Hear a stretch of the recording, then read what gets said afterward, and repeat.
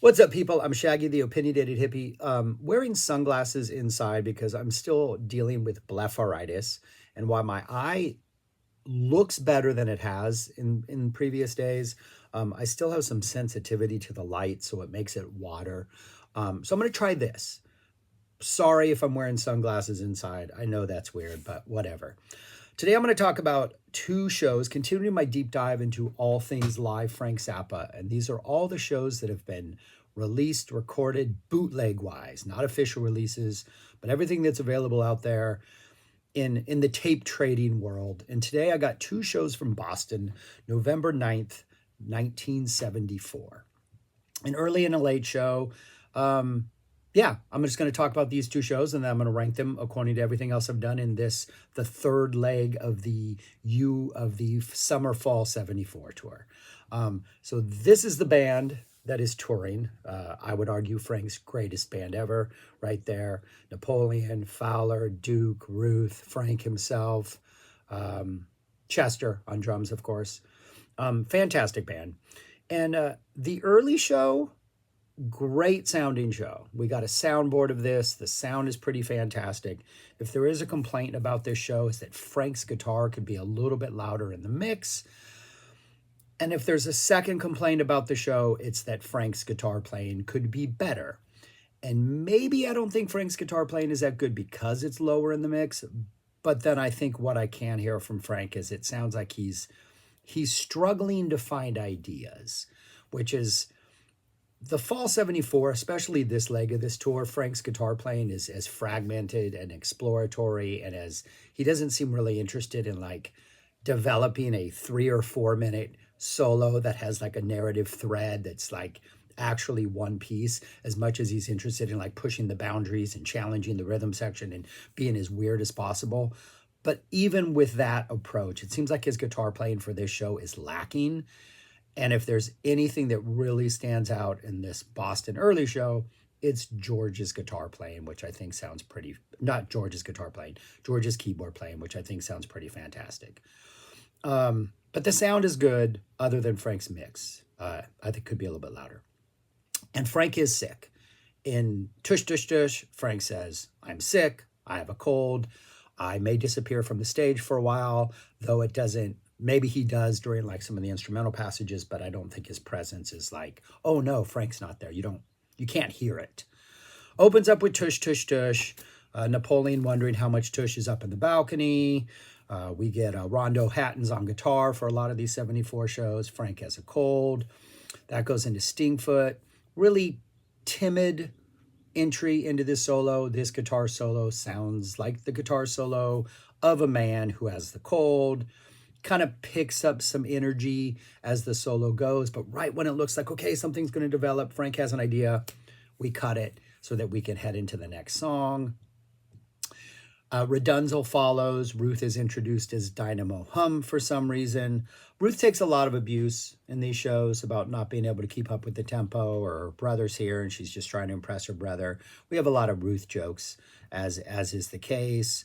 Though she does get props for like, hey, Ruth is going to have this fantastic solo in the song. So he balances out with some props.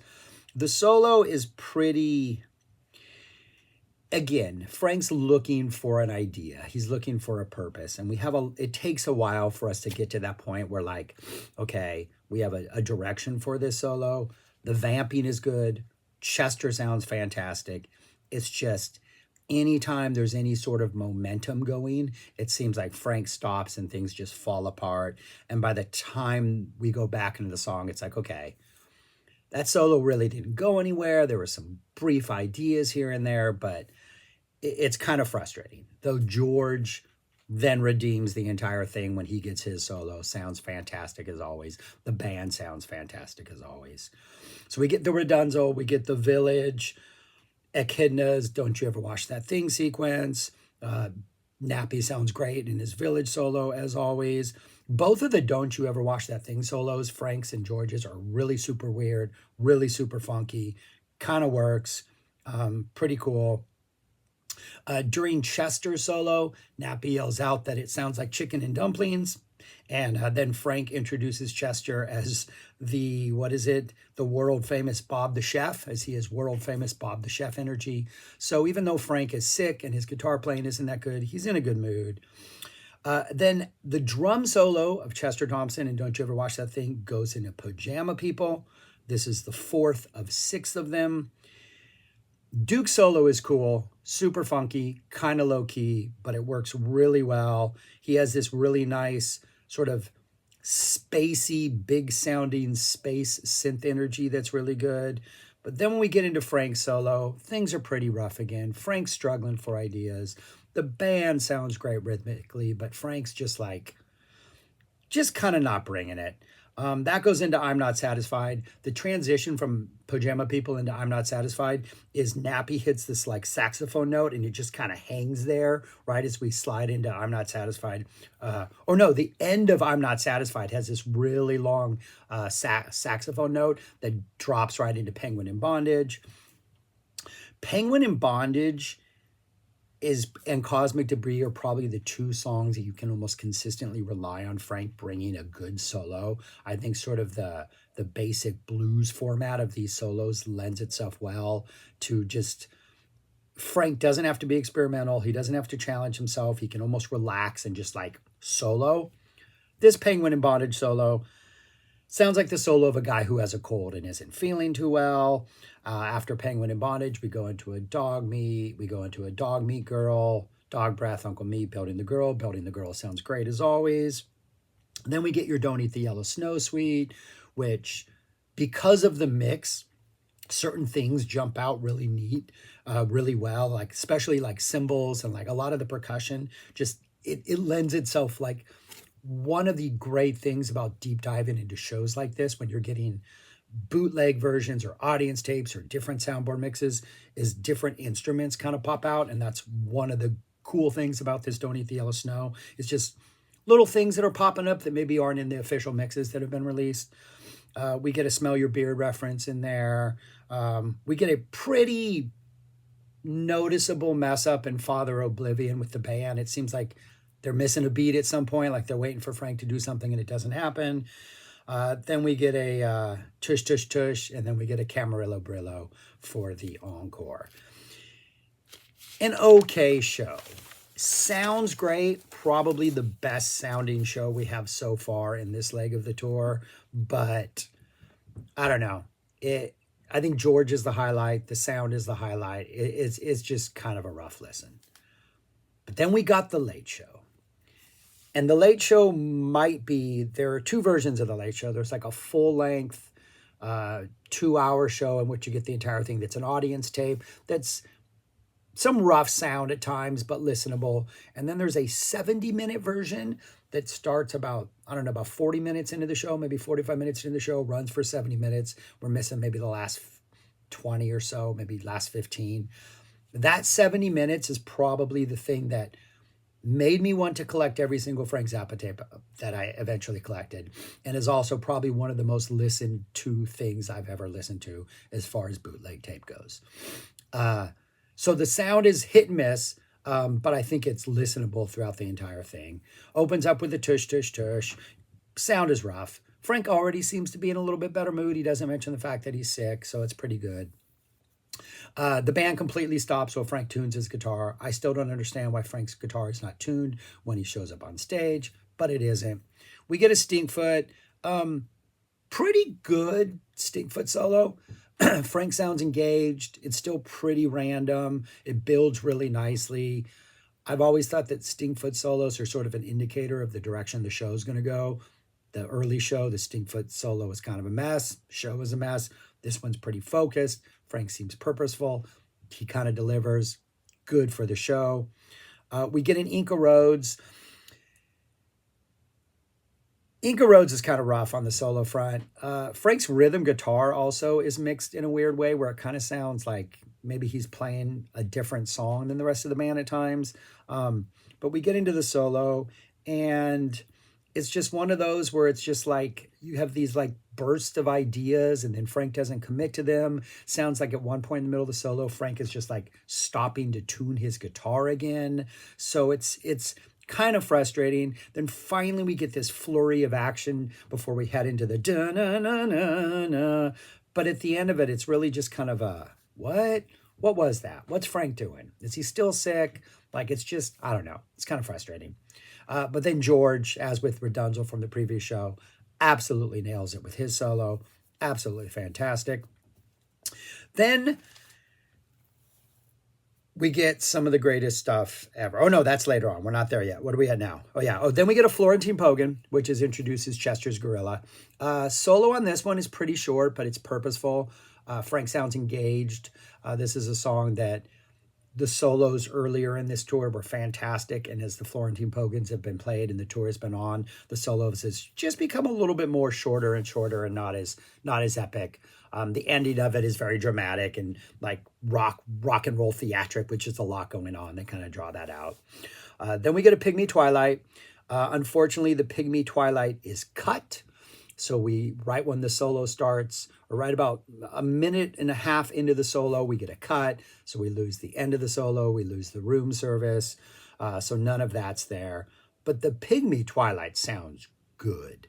We're still in the audience tape, but it sounds hard, sounds forceful. The band sounds engaged. Absolutely sounds amazing. Frank makes a Blue Oyster Cult reference for some reason. We're going to get like a Blue Oyster Cult dancing thing. Has he ever seen Blue Oyster Cult? Not sure he has. But the energy of this is absolutely great. Unfortunately, it's cut. When we come back in, we're in Idiot Bastard Son. Oh, and at one point in this show, he is talking, the tape trader. Right during Pygmy Twilight, the guy who's taping the show, you can hear him say, hey, I'm going to have to flip the tape. I'm almost out of time. So this is what I need you to do when I flip the tape. Apparently, it took him quite a while to flip the tape because we're missing what is apparently an entire room service. Now my nose is running, man. So then we get an Idiot Bastard song. That goes directly into Cosmic Debris. We don't get a cheapness. We get like a 2-minute version of Idiot Bastard song, or maybe we have more of it. We're just missing it in the tape. It goes directly into Cosmic Debris. Cosmic Debris is another one of those where like Frank's usually delivered in the solo. Napoleon, amazing sax solo. Absolutely delivers in here. We get that little Napoleon Duke interchange where they go back and forth. She was a Booger Bear. We get some Booger Bear stuff. Duke solo, absolutely fantastic. We get to Frank's solo, and we kind of lose the momentum for a while until finally towards the end, Frank's like, okay, I'm just going to dig in and tear off some blues licks. Kind of redeems it in the end, but Frank's still struggling solo-wise. And then for some reason, when we get to the closing lyrics, he says, your old lady went caca. Whatever. Okay, Frank. Then we get an absolutely brilliant part of the show. So we get a Montana, awesome Montana. The solo is your typical playful, fragmented, kind of short to solo. The band is kind of saving Frank in a lot of this, where Frank's struggling to find ideas. There's pockets of ideas, but there's just a lot of just like high trilling when maybe he's just like treading water while he's waiting for an idea. So the playing is kind of rough. There are some good ideas in there. Duke's support is fantastic, but there's no real flow to the solo. We finish Montana. And then we get George. So we get the Booger Man. We get hitting his finger with the pacey cymbal, all that stuff. Your typical Booger Man. Nothing too special about this Booger Man. We get your typical notes about that. But then after they jam out the Booger Man, we get like your little funk jam. Frank wants to know if the wino is still backstage. And he calls out Tom Waits. Asks if he's been drinking. There's a lot of jokes about Tom drinking and being a wino. And Tom Waits comes on stage and the band starts vamping Old 55. Absolutely amazing. Sounds beautiful. This is the second time Waits has appeared that we know of. He appeared at a San Diego show earlier. There's a tape of that show, but the Tom Waits part is missing. He comes out, tells a quick little anecdote joke about Johnny Cash and June Carter and Hank Snow, and then he tells the 12 inches joke. Not going to repeat the joke. It's best told by Tom Waits because it is the delivery that is absolutely amazing. The band's just vamping along to Old 55. Absolutely fantastic. Then when Tom Waits is done, they go right into Dupree's Paradise. And we get an absolutely fantastic Dupree's Paradise. Nappy sax solo, fantastic. He's got the effects going. It's really kind of dramatic and drawn out. Absolutely amazing. We get a Fowler bass solo that sounds great. We get some little bass drums action going on there. And then we get a playful and kind of active start to Frank's solo. Frank's really still not delivering the goods as far as the solos go, but he kind of almost realizes that. And before long, he goes off into Marty's, what is it, Marty's dance tune, this really kind of slow bluesy riff that they would play a lot on this tour, that they would just use as just sort of a chance to like jam. And at this point, once they go into this part, Frank just starts tearing off these licks. He's still not actually composing like any sort of solo that if like we were ever to get like a Shut Up and Play Your Guitar, the 74 version, there's nothing from this show, even these like kind of frantic licks that he's playing that would like stand alone as like a solo, but it's pretty entertaining. It's in this whole different musical vibe that is only pretty particular to this tour.